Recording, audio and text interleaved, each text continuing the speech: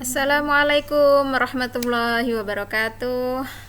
Apa kabar anandaku? Semoga kalian semua dalam keadaan sehat walafiat dan tanpa suatu halangan apapun.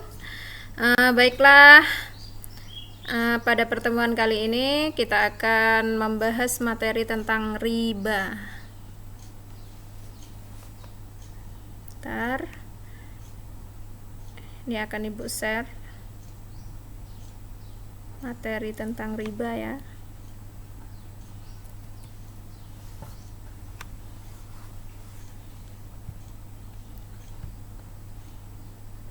Ada yang tahu apa itu riba?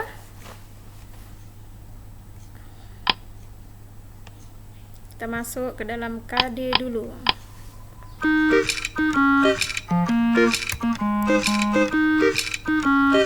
Yang pertama itu menghayati hikmah larangan riba dalam muamalah, menjalankan sikap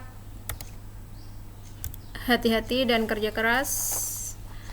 Yang KD selanjutnya menganalisis larangan riba, menyajikan cara menghindari riba.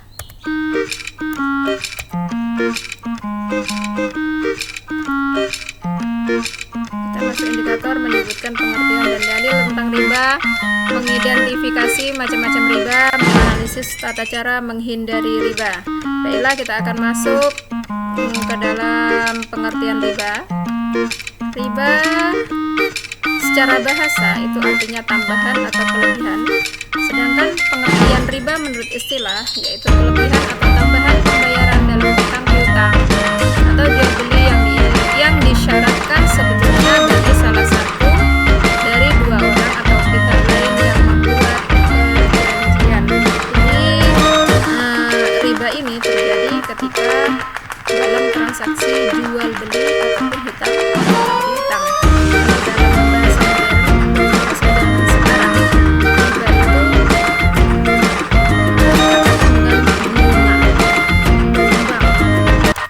Bertambah.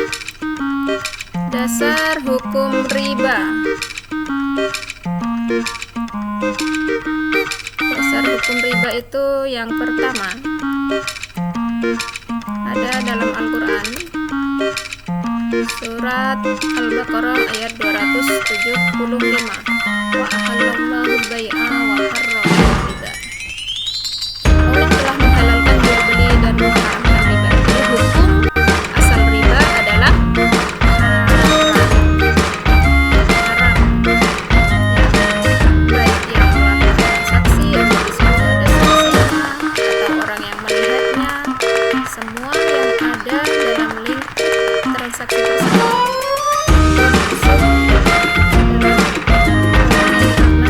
oleh Allah sesuai dengan hadis Nabi yang diriwayatkan oleh muttafaq alaih dari Jabir radhiyallahu anhu, ia berkata, Rasulullah sallallahu alaihi wasallam bersabda, Rasulullah telah melihat orang-orang yang memakan riba, orang yang menjadi wakilnya atau orang yang menerimakan hasil riba, orang yang menuliskan, dan yang terakhir orang yang menyaksikan. Allah akan melaknat orang-orang tersebut.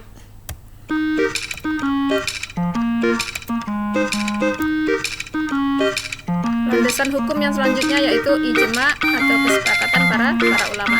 Para ulama menyepakati bahwa riba itu hukumnya haram. Jadi sudah tegas dalam Al-Quran, dalam hadis, maupun dalam ijma atau kesepakatan para ulama bahwasanya riba itu hukumnya haram. Sekarang kita masuk jenis riba. Yang pertama riba fadli.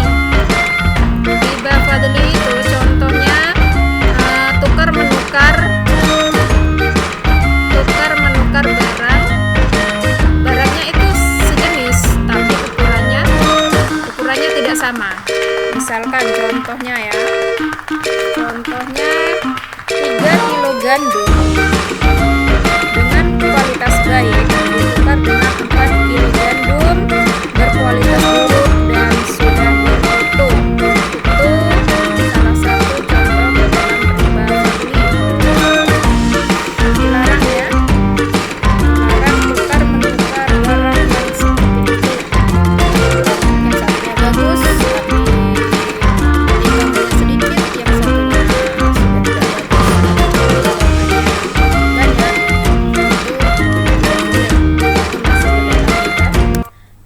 fadli. Kemudian jenis-jenis riba yang kedua yaitu riba qardi. Riba qardi yaitu meminjamkan sesuatu dengan syarat ada keuntungan atau tambahan dari orang yang dihutangi. Misalkan contohnya si Umar berhutang kepada Budi sebesar 50.000 rupiah dan Budi mengharuskan Umar untuk membayar sebesar 55.000 rupiah. Ini masuk ke dalam riba qardi karena ada tambahan uang sebesar 5.000 rupiah. Jadi uang 5.000 rupiah itu masuk ke dalam riba, namanya riba qardi. Jenis riba yang ketiga yaitu ribayat. Ribayat yaitu riba yang terjadi pada jual beli atau pertukaran yang disertai penundaan serah terima kedua barang yang ditukarkan atau penundaan terhadap penerimaan salah satu barang. Contohnya ada seorang penjual menawarkan mobil dengan harga 90 juta jika dibayar secara kontan atau tunai, tetapi harga mobil itu bisa menjadi 95 juta jika membayarnya nyicil atau secara cicilan. Masuk ke dalam ribayat. Ada penambahan bunga sebanyak 5 juta karena dia dibayar tidak kontan ya, atau dalam artian cicilan. Riba yang selanjutnya yang terakhir yaitu riba nasiyah. Riba nasiyah yaitu tukar menukar dua barang yang sejenis maupun tidak sejenis atau jual beli yang pembayarannya disyaratkan lebih oleh penjual dengan dilambatkan. Contohnya Fahri meminjam dana kepada Juki sebesar 300.000 dengan jangka waktu 1 bulan. Jadi ada persetujuan ada kesepakatan antara kedua belah pihak ya, jangka waktu pembayarannya itu adalah satu bulan. Namun apabila dalam 1 bulan itu tidak bisa membayar, maka hutangnya akan bertambah lebih besar lagi. Itu masuk ke dalam riba nasiyah.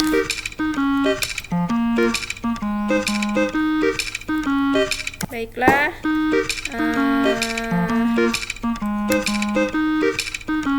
Ibu rasa kalian sudah paham ya tentang apa itu pengertian riba, kemudian dalil atau hukum tentang riba, dan jenis-jenis riba. Selanjutnya kita masuk cara menghindari riba. Cara menghindari riba dalam jual beli ada 3, yaitu timbangannya harus serupa. Selanjutnya membayar dalam bentuk tunai. Kemudian terima dalam bentuk kabul sebelum meninggalkan majelis.